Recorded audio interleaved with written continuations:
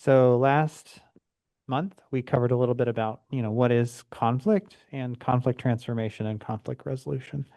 So as an overview, we talked a little bit about nested theory, which is the idea that conflict has many layers. It may be that some thing happens that makes you mad or makes you frustrated, but really there's deeper things under that. And that could be how we feel about ourselves, how another person feels about themselves, and it really has nothing to do with us or what happened.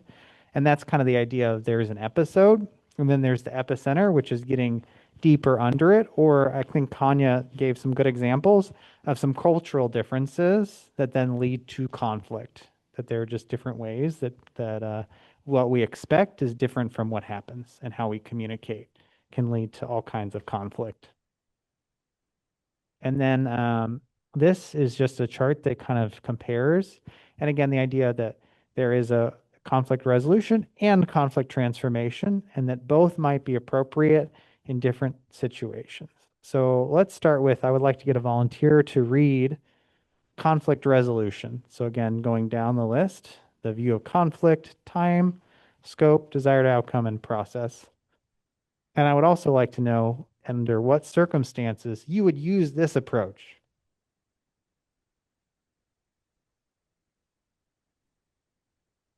Don't be shy. If we have, we'll pick somebody if we have to. So don't think you can hide.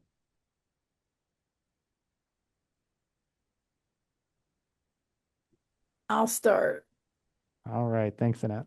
So I'm starting with like time and going across, right? Go ahead and start on conflict resolution and go down. So, Oh, okay. Okay. Conflict resolution, a problem to be solved, a fire to put us out. Short to medium term, solve the immediate crisis. Scope is narrow, desired outcome, agreement, perceived stability and normalcy. And the process is often a structured method, negotiation, mediation, arbitration, with a neutral facilitator aimed at problem solving. There are many ways. And you said you wanted an example? yeah, can you think of an example of when you've used conflict resolution that made sense, or when you think it makes sense to use this approach? Yeah. We were trying, our group was trying to decide where we were going to have an event. And some people wanted it outside and some people wanted it inside. And it was the fall and you never know the weather. And so, yes, we use kind of a negotiation mediation method and we sit down and, work through it until everybody was satisfied. We try to do consensus, I guess, might be the way that we were guided. Awesome. And what made that process work for that particular issue? Everybody was in relationship. Mhm. I really think that was, yeah. And it also wasn't a high stakes kind of Mhm. decision either, I Yeah. think. Awesome. Thank you, Annette. Perfect. Great example. Okay. Can I get a volunteer for the right side column, conflict transformation?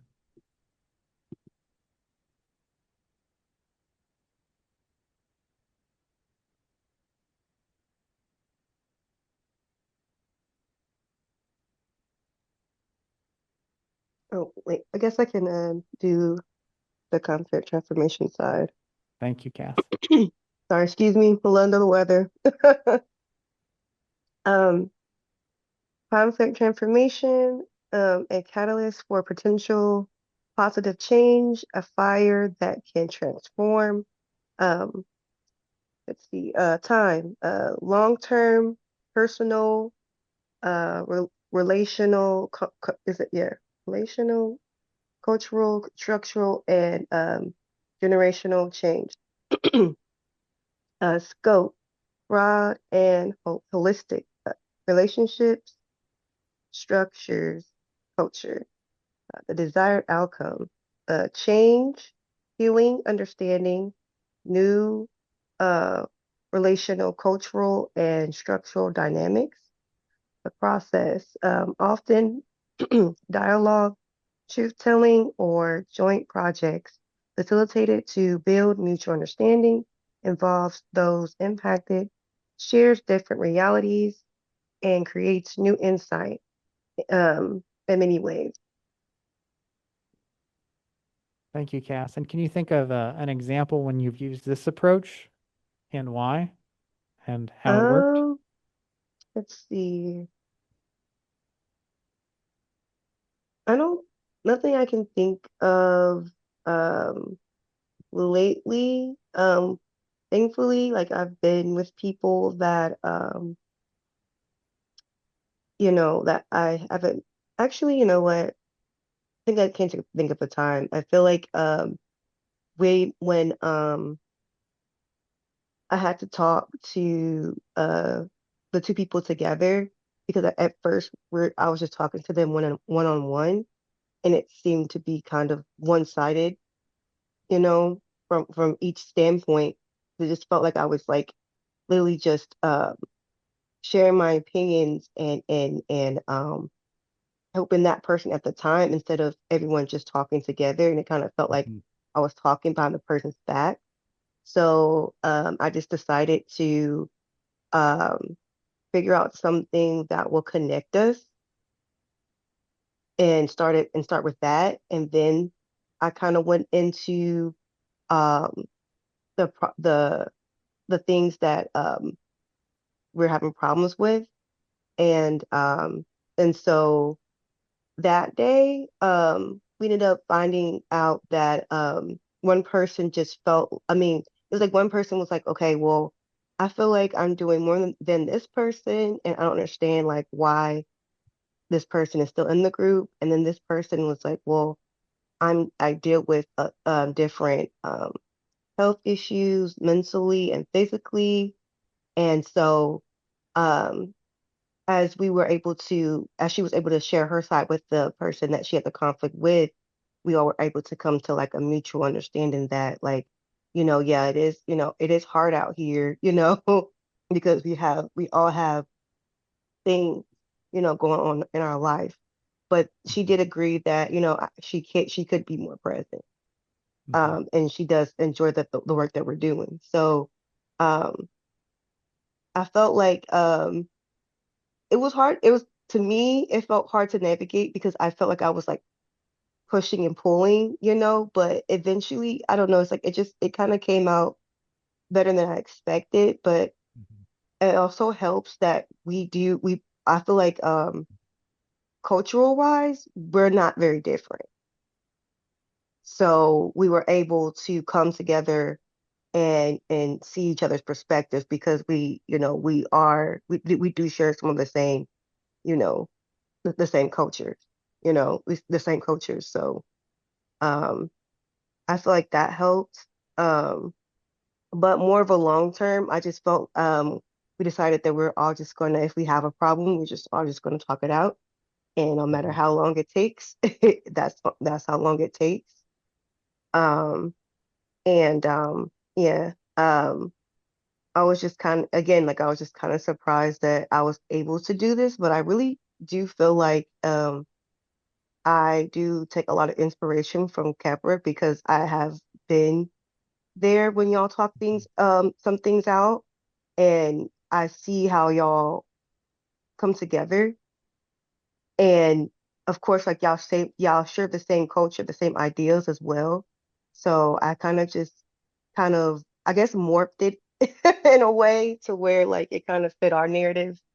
So yeah, I mean we're on a tangent, but yeah, that That was was perfect. my time with Thank you. no, no problem. Yeah, and definitely great stepping into it with courage, even if you're not sure. Like, and that again, it's not always a smooth process. And I think one thing I want to pull out from that is you talked about how that changed how your group worked together, even in the future. If we have these problems, we're going to talk it out because we learned from doing this one time. Hmm? Yeah, if you want. Yeah. Um, And let's just as another side question, Cass, if you had taken the other side, the conflict resolution approach, how do you think that it would have been different?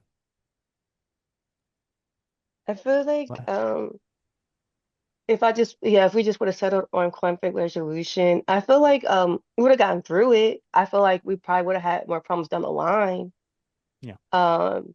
And I feel like I feel like with yeah, with conflict resolution, it just kind of puts a band-aid on things for a Mhm. while, and then we'll just patch it up later. Because at least everyone is like surface level agreeing with each other. So that's how I kind of see conflict, how I see that. It's like we could have went that route, but I just feel like I'm just like, nah, I really just want to, just nip in the bud so that I don't want us to just, yeah, just fake agree and I wouldn't even say fake agree, just agree to disagree at the time, and just patch and just put band-aids on it and then just discuss it or try to discuss it and let it be like future us problem, so um yeah, I feel like it's again like conflict resolution, if you need it for like something short, you need it for like the immediate, like something immediate, it's cool. But Mhm. if you really want to literally just transform and make a lasting change, I feel like, conflict transformation is definitely the way to go. Yep. And Cass, you put that well. And I think Annette's example is a great example. Some people just want it outside. Some people didn't want it outside. It wasn't any deeper. I'm assuming there wasn't a deeper relational thing issue with the group. Whereas your example was that layered conflict, that to get deeper, it was more about what that person was going through, not about who is doing what amount of work. So that was the episode, but the epicenter was really a deeper way that people were relating to each other. Does anyone else want to add anything to this or ask any questions?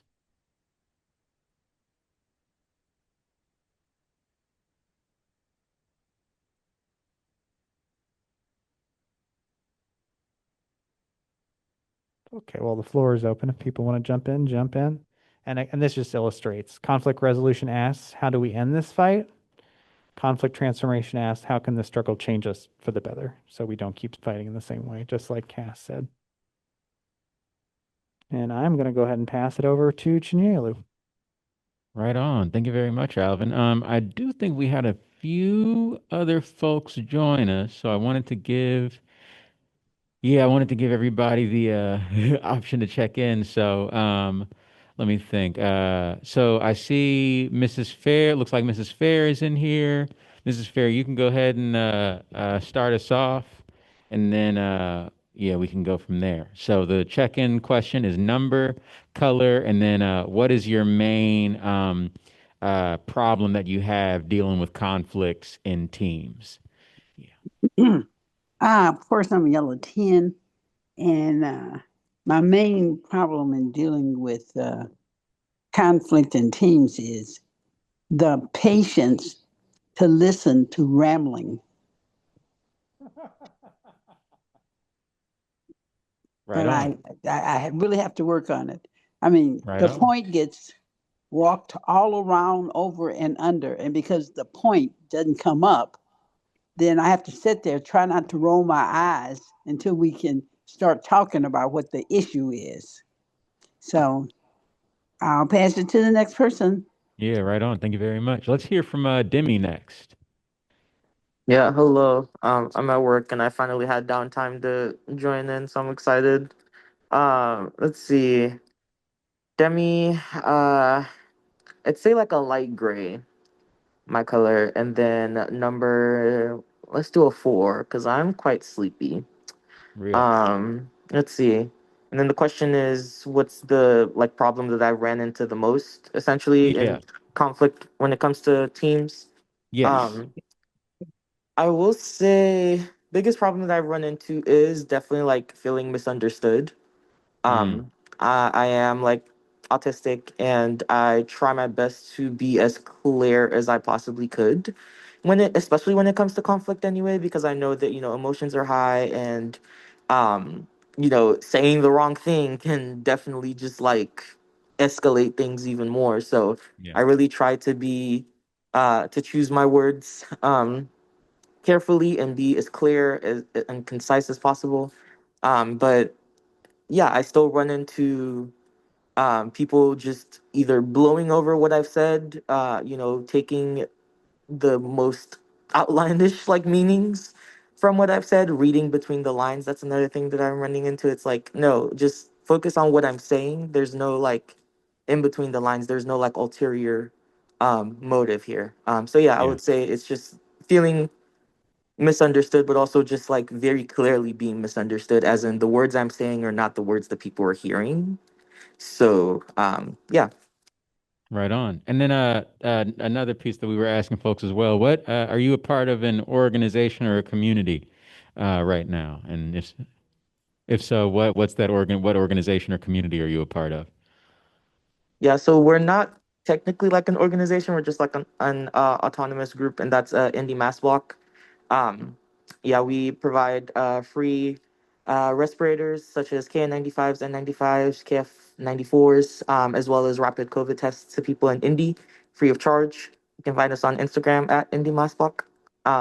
Yeah, that's where I do most of my hashtag org activities. Right on. Thank you for joining us today.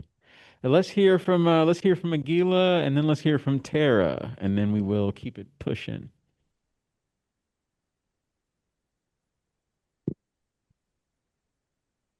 Gila said that they're washing dishes right now. So I don't know if they still are, but if they come off mute, then, or if she doesn't come off mute, that's why. Boo, dishes. All right. Well, let's hear from Tara then, while Agila's drying her hands off. Food dishes for sure. All right. I'm here. What's the check-in question? Number, color, and then your biggest challenge when it comes to conflict in teams. And then Oh, share what organization you're a part of as well. OMG. Okay. Um, conflict challenge in teams. That's a good question. All right, I'm feeling like a sky blue 8, I would say. Um, biggest challenge and conflict when it comes to teams. Um, maybe. Hmm. Uh, my brain is blanking right now. I'm not gonna hold up the session until I figure it out. My bad, y'all. I'm a little fried All right now. good. Just think about it and drop it in the chat whenever you're ready. Yeah. Yeah. And I'm with OMG Kepra Institute. What? Woo! Surprise, surprise. It is I, a part of the Another Kepra one. crew. Another Yeah, right one. on. Yeah. Well, sweet. Right on. Thank y'all for joining us. Thank y'all for checking Oh, in. I can check in. Yes. Finally got my Fantastic. hand stride. Wonderful. um, Hey y'all, my name is Agila.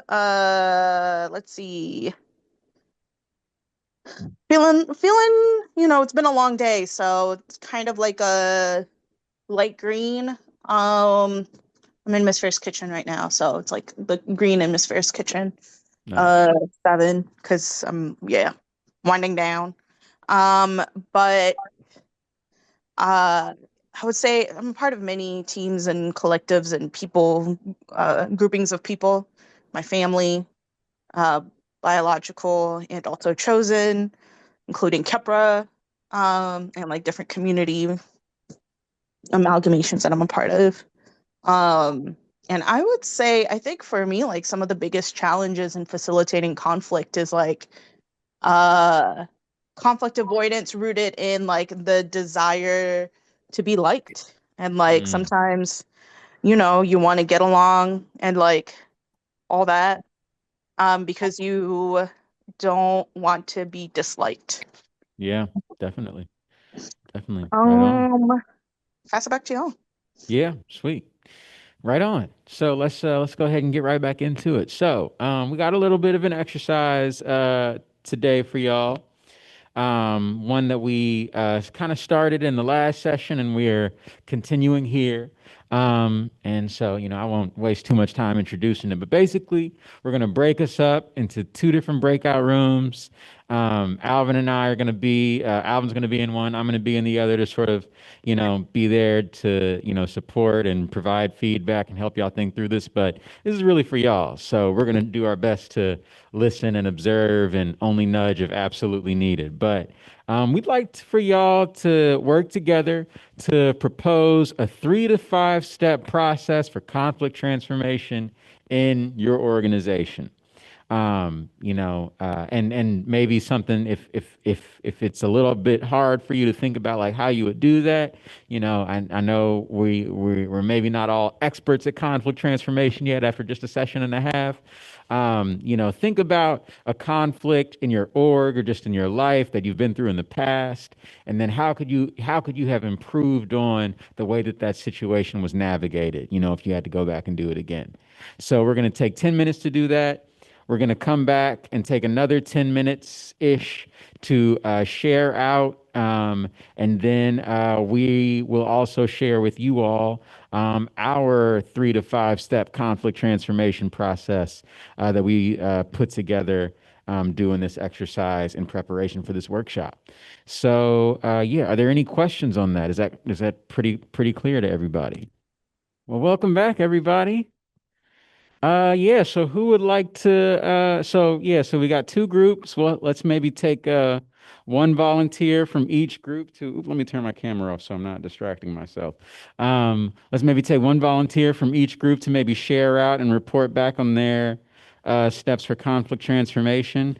I'm gonna go ahead and put our groups in the chat, and then maybe somebody else from the group can volunteer to read them out and sort of explain our process behind each. But yeah, would anybody from either group like to step up to report back? I guess I can get it out the way.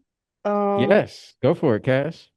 okay, so when we were talking, I ended up taking some notes as to what everyone, had said. Started with Miss Fair. She said focus on which conflicts on the oh yeah, focus on which conflicts that will be discussed. Make sure everyone's on the same page as to what is being discussed so we don't kind of veer off course. She also said, let people be people and be open to new perspectives. Um, Dang, you know what? I didn't write down Mimi's. Oh, that's crazy. But I don't actually, did me? Yeah, I have Mimi down, but I didn't write anything for her. My bad, Mimi. I wrote down something down for Abel. He said, identifying what the conflict is, open communication, and try not to take conflict, uh, take the conflict so personally. Um, uh, well, I said try to get a mutual understanding. Um, I guess from everyone instead of just agreeing just to agree, just trying to get to a mutual understanding as to what the conflict is and how we're going to rectify it or solve it. Um, Tara said use conflict as use it as sorry, use conflict as an opportunity to for curiosity, to get to know each other as well. Because I feel like that kind of coincides with what was a part of my conflict. Like we actually got to understand what she was going through. And so, because we decided to talk it out, and because we did, we got to to know her and what she's going through, and we were able to relate. He also at the end said, "Do it for the plot." Uh, sometimes, sometimes you just gotta, lean into conflict, for the plot. See what pops up. see what can be shook loose, see someone else's perspective, see if maybe you're the problem, you know. Sometimes you just got to do it for the plot. Yeah, right on. Thank you very much. I'm gonna call y'all group one because y'all ended up going first. Would anybody from our group, the second group, group two, like to go back and through and share our steps that we came up with? Let's see. We got Demi in the chat. Demi said, "This sounds like a solid plan, to be honest. Gentle reminder that Abel's pronouns are she, they." Thank you for the reminder, Demi. Hey, Chen, Annette. I was not able to come off mute earlier, but George raised a question about how do you select a mediator. Mm-hmm. And I know in the Kepler space, often a lot of our conflict transformations are between team members, and the selection generally is someone that both parties trust to be, dare I say, non-judgmental in Yeah, helping navigate the conflict. yeah, right on. Annette, George, Demi, Aguila, would either of you like to step up to explain the rest of our steps?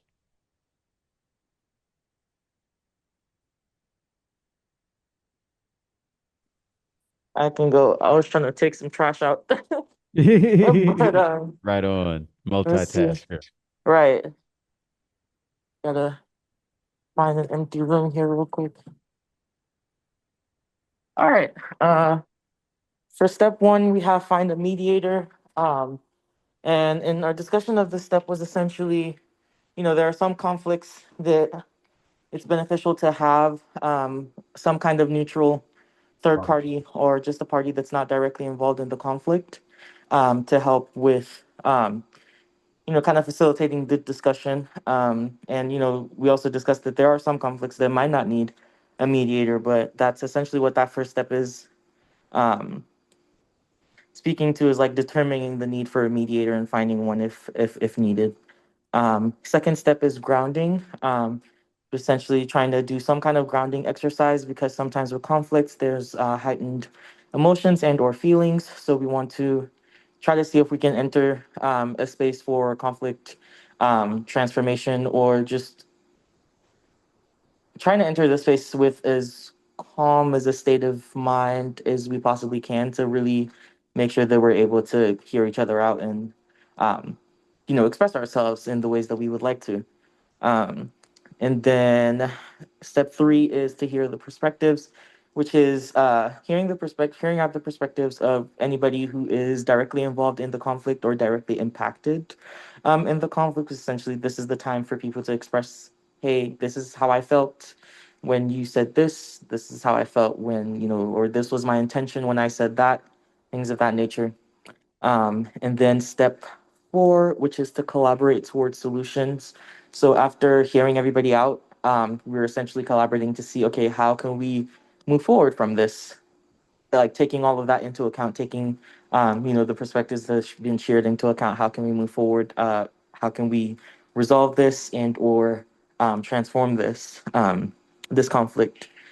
And then step five is a debrief or a follow up, which is, checking in with everyone after whatever the process was, checking in with everyone, making sure, okay, are we all on the same page? Do we feel like that was like a good, I guess, session to address all of this?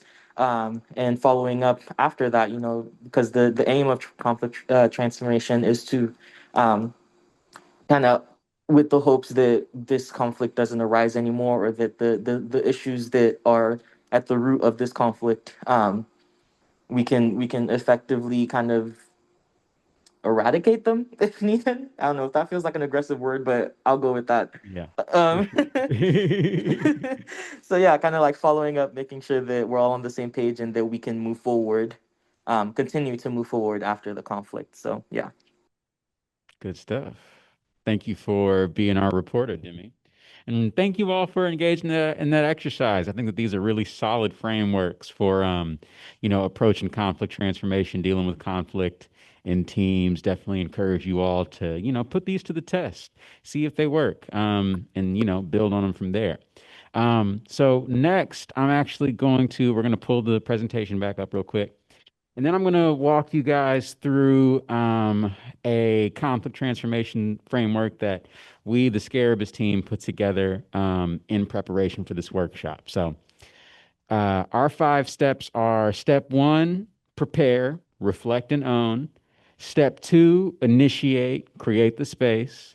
Step 3, engage, listen, and understand. Step 4, express, balancing care and candor, courage and consideration.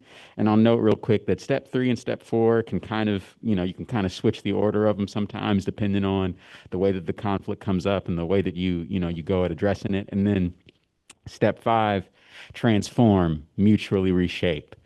So I'm going to try to explain some definitions of these using a story from my own personal experience, something that happened earlier this week. And I'll start by basically just saying that like the catalyst for this concept or for this conflict or the episode, as we Alvin mentioned earlier in the in the review session. My partner and I, we're both part of the Kepra community organization, and sometimes we work on the same teams. And I was in this meeting, and the person that I was in the meeting with asked me, "Hey, we've got another meeting later today. What time is that?" And I was like, "I'm not sure." And my partner, who was kind of like listening from us elsewhere in the room, responded basically in a way that made me feel a little attacked. And so I kind of snapped back at them. And so that was kind of the catalyst. So, step 1 for conflict transformation, let's go to the next slide: prepare, reflect, and own. So, this step is all about examining your role, projections, triggers, like what is my part in whatever this conflict is. And so, what that looked like for me in this instance, after we had that little interaction, I went to go finish my meeting. And as I was doing the meeting, I was thinking to myself, I didn't like the way that I responded in that moment, but why did I feel like responding that way?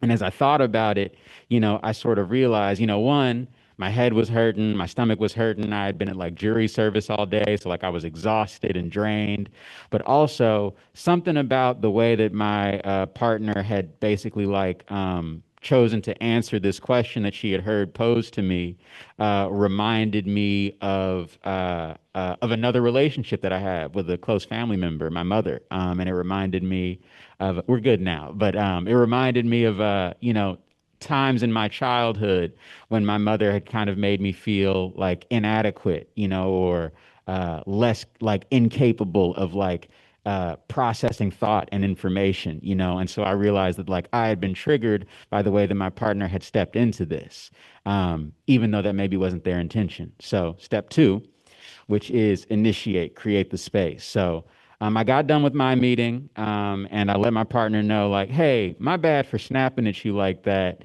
But something about the way that you answered that question made me feel a type of way. Can we talk about it? And they were like, okay, I've got another meeting right now, but let's talk about it after.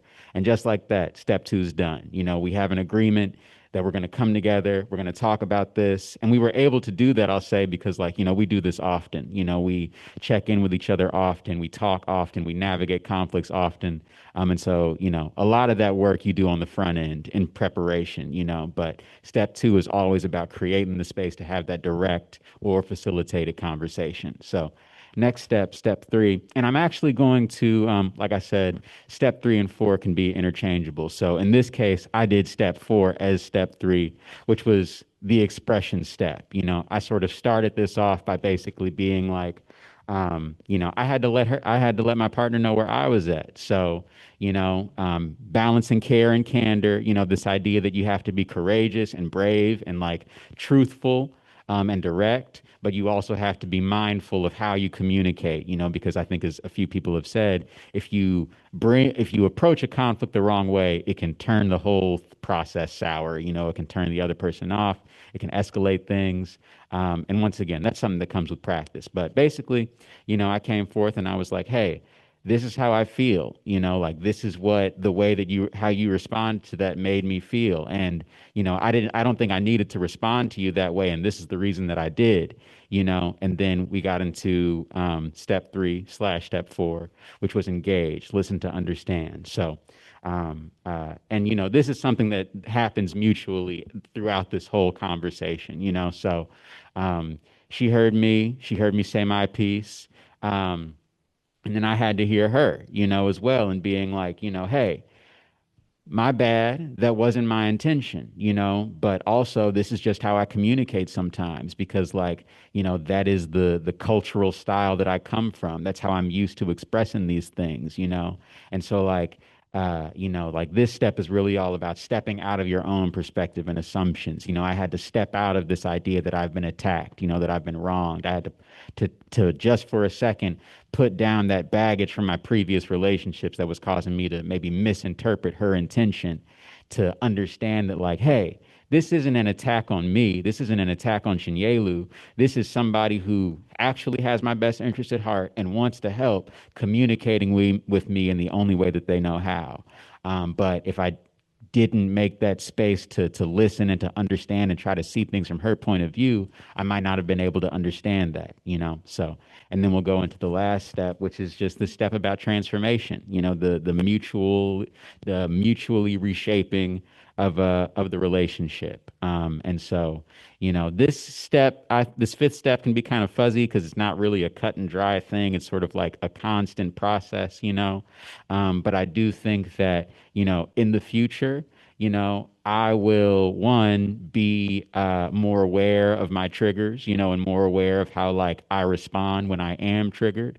But also, I think that I will also be more aware of the fact that just because this person is coming at me or expressing themselves in this particular way does not mean that they have the intention to harm me. And likewise, I think that my partner, or I trust and know that my partner will be, more conscious of the way that she communicates with me because she understands that, that is something that's something that flips the switch in my brain right now. And even though I'm trying to work on that, I'm trying not to be triggered by those things as much. That's a process that's going to take time. And so, once again, this is something that we do a lot. So it made this whole process very quick and easy, just like 5 or 10 minutes. And it's going to be something that we keep doing because that's what that process of transformation is. It's that constant coming back to it, getting into it, being direct. And yeah. So that's our 1 to 5 steps. I'm just going to run through them one more time. Step 1, prepare, reflect, and own. What's your part in it? Uh, uh, what's your part? Yes. What's your part in it? Step 2, initiate, create the space to have the conversation. Step 3, engage, listen to understand, hear what the other person is saying from their point of view, not from your own point of view. Step 4, express, balance that courage and consideration, be honest about how you feel, but be sensitive to how the other person is maybe coming from, be sensitive to where they're coming from, what they're bringing to the interaction.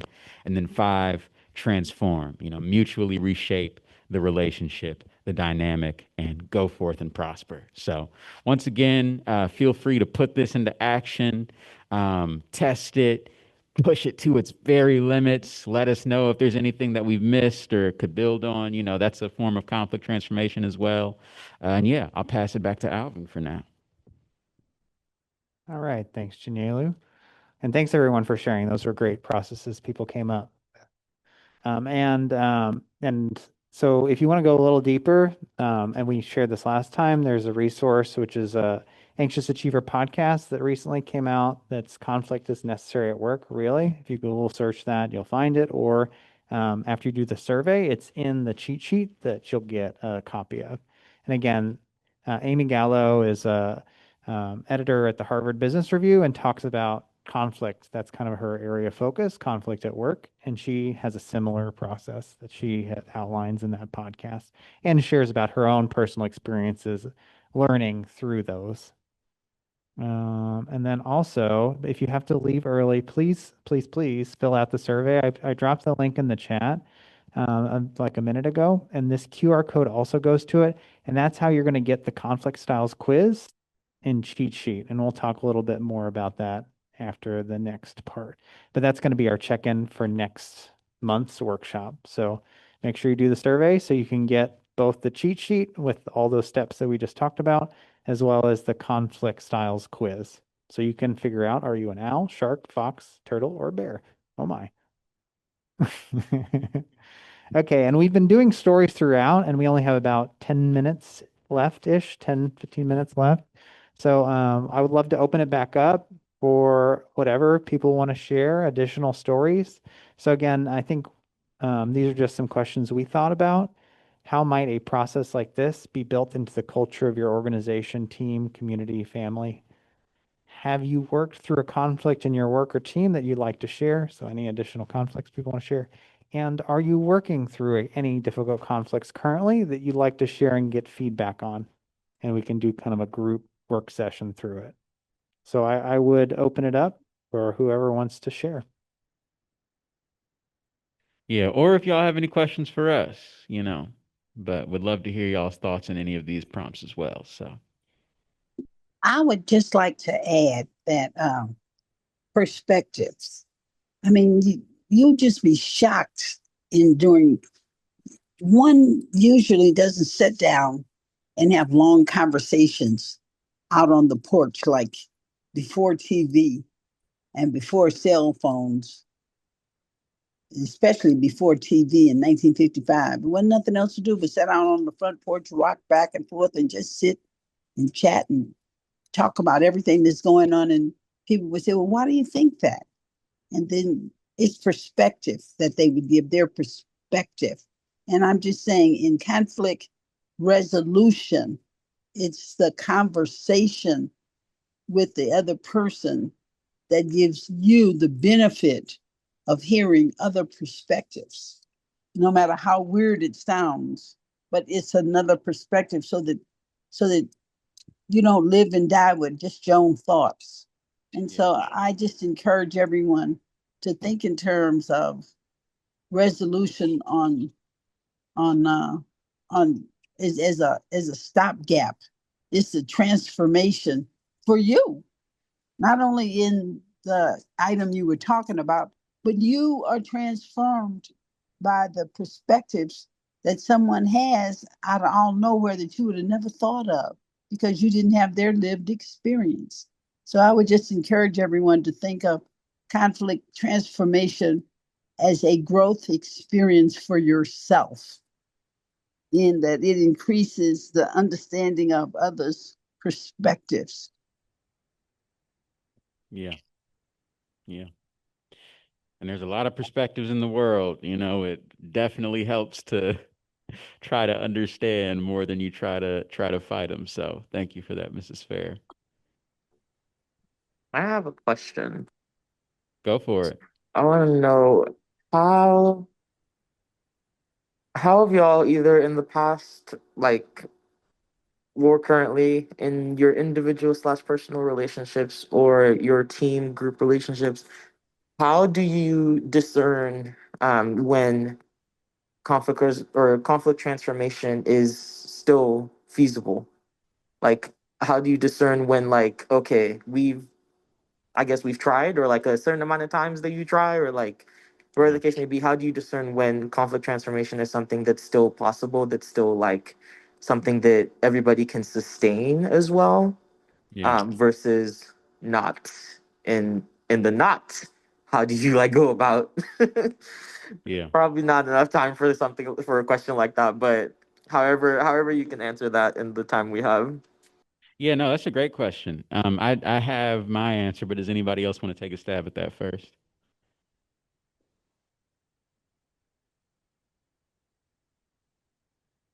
I have my answer, but if anybody else want to take a stab at it first. Okay, I'll jump in. I think to me, the first thing that popped up in my head was just like, is the love still there? Like, Mm, do I feel like no matter what, like how mad I am, how mad you are at me, like how dicey things got and stuff, that I feel like that if things really hit, like were really dicey, were really crazy, that you would still pull up. Yeah. I think that, yeah, that would kind of be and to me, that's like a strong testament of love, where it's just like, oh, you get on my nerves, but I'm still gonna pull up for you because I care about you and your well-being. Yeah. And and maybe with that, like working through the conflicts, transforming it and stuff like that, the dynamic of the relationship may not look the same as it did before, but it's just like, is it enough to still have a relationship in any capacity? Yeah. Thanks. Yeah. I think that's a great answer, Tara. Does anybody else wanna chime in on that before I jump in?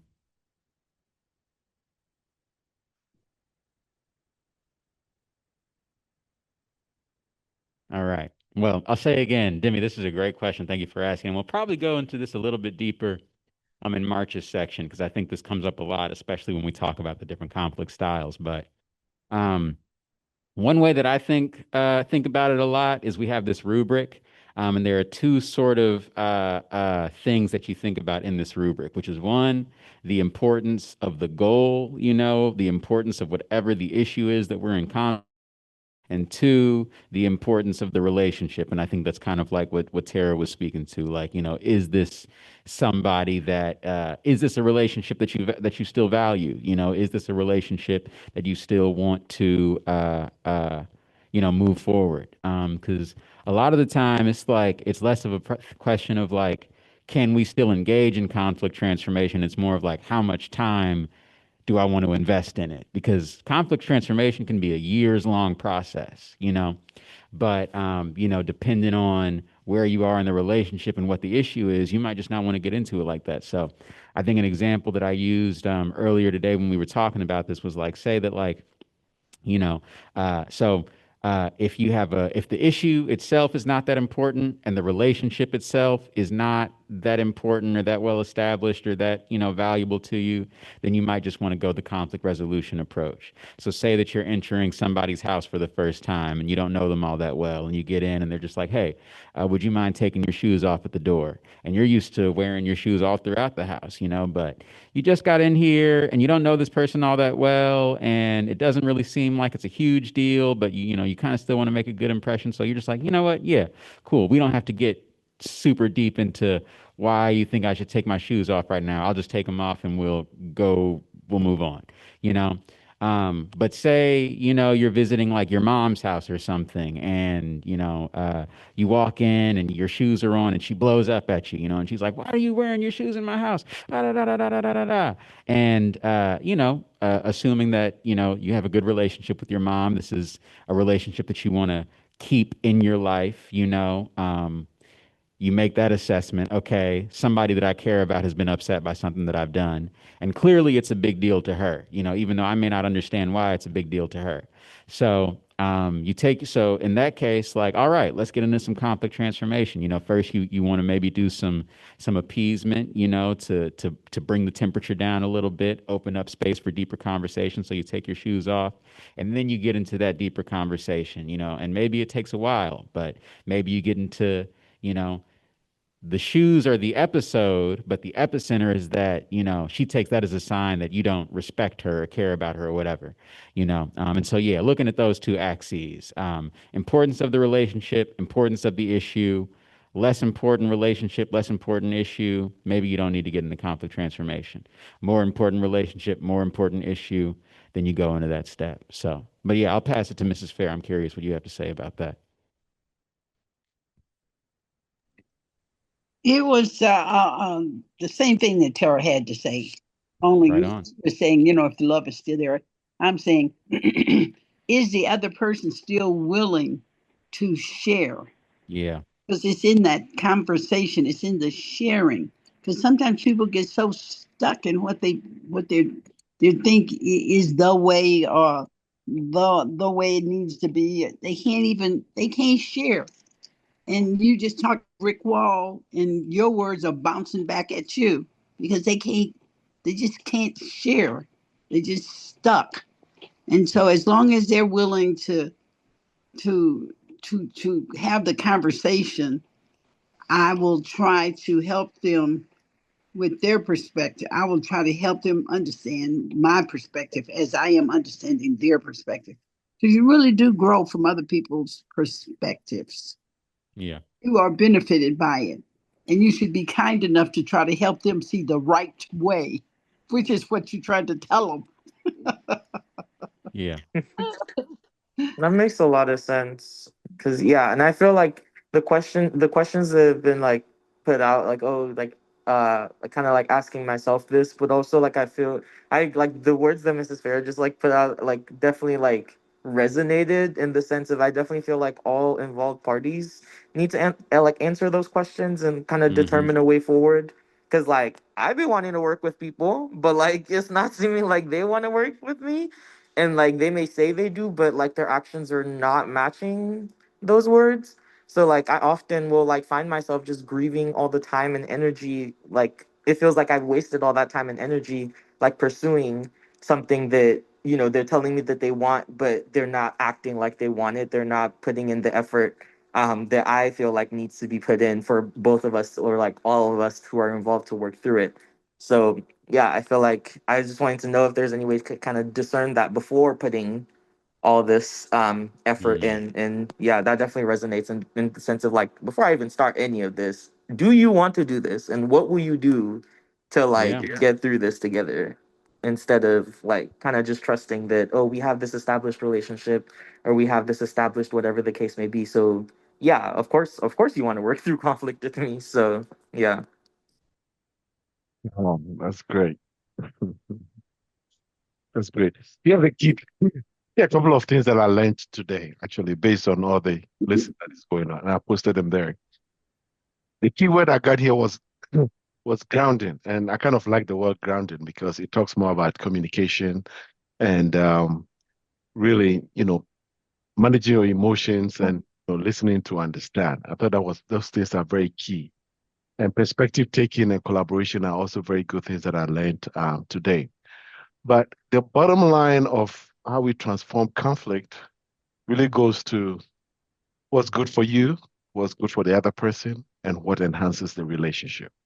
So that's really pretty much, the bottom line as to how you really get to how you really transform and change behavior and make it a long-term sustainable action for both parties. So we're talking about all these things, but the bottom line here is how does it improve and increase the relationship in the long run after dealing with all this listening, taking other people's perspectives, looking at values and all the things that stifle our ability to understand other people. But then if we bear in mind what is good for us, the other person, and how it enhances the relationship, I think that is what I've learned today. So I'm very pleased and glad for my folks over there at Kefian. So thank you. Yeah, thank you, George. Very well said. And I just want to, out of respect for everyone's time, we're at 7:30, so we're going to do a little wrap-up stuff. Again, don't forget to do the survey before you go. And we invite you to stay on for another 30 minutes. We're going to be on till at least 8 if people still want to talk, up to 8 o'clock, just to get feedback about the session.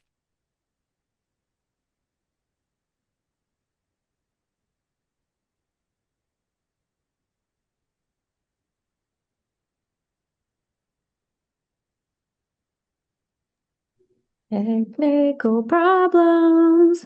Oh, I was just like, we can't hear you. Testing, 1, 2, 3. Can you hear me again? Okay, thanks, Ajani. Appreciate it.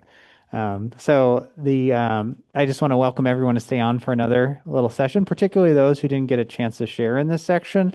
I know there were some burning conflicts, Kanye, that you were working through, so I invite you, if you'd like, to stay after to ask questions or talk through anything, and that goes for everybody too. So I'm going to do a little wrap up, and then we'll stop the recording and move to the after set. So homework and prizes. So the homework that we have for today is to visit alchemy.kepler.org. And after you do the survey, you're going to get a quiz that you fill out online, and then you'll get a PDF that will tell you which of these conflict archetypes you most represent your default style. And again, that's kind of by default. I am either avoidant of conflict, or I am a shark and I rush into conflict. I don't have any problem with it. Not to say that's the only way you can engage with it, because you can also stretch yourself and for different situations step into different styles. So again, that's what the quiz will get. After you do the survey, you'll get an email with a link to take the quiz. And after you do the quiz, you'll get an email with the results. So if you go to the alchemy.kepler.org and go to the Alchemy Leadership Academy, there's a chat section where you can post your top 2 default conflict styles.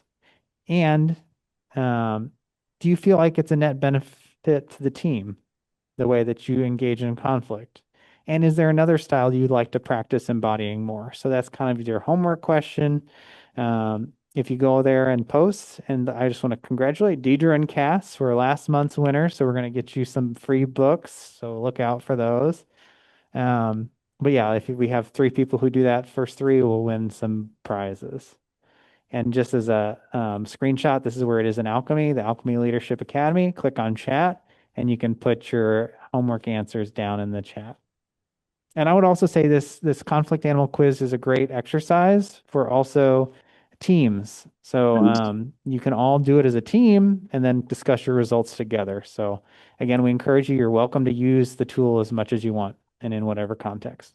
So our next session, we're excited to announce, and this was by popular demand from our last session, was Cooperative Leadership, Reinventing Organizations. So that's a book by Frederick Laloux that we've studied over the years that give different archetypes for organizations. And again, I think conflict's very connected to this. The idea of how is your organization more top down? Is it more bureaucratic based on rules? Is it more democratic where everyone has the equal voice? Or is it some mix in between? So that's kind of what this book is about, the teal paradigm that kind of transcends those paradigms or uses a mix of all those different things. So that's will be Wednesday, March 25th, 6 p.m. EST on Zoom and in person at the Alchemy Community Wealth Building Center. And again, go ahead, here's the QR code to fill out the survey. Again, we want your honest opinion, and you'll get a copy of the conflict quiz and the conflict transformation cheat sheet. And want more, and this is also the survey link too. And if you'd like to book a one-on-one consultation, there's also a QR code. You can do that here. So I just want to say thank you, Janelle. Thank you, everybody, for I would say that y'all made the workshop great, much more than our prompting and presentation. So we really appreciate y'all's great engagement and storytelling. Well, besides your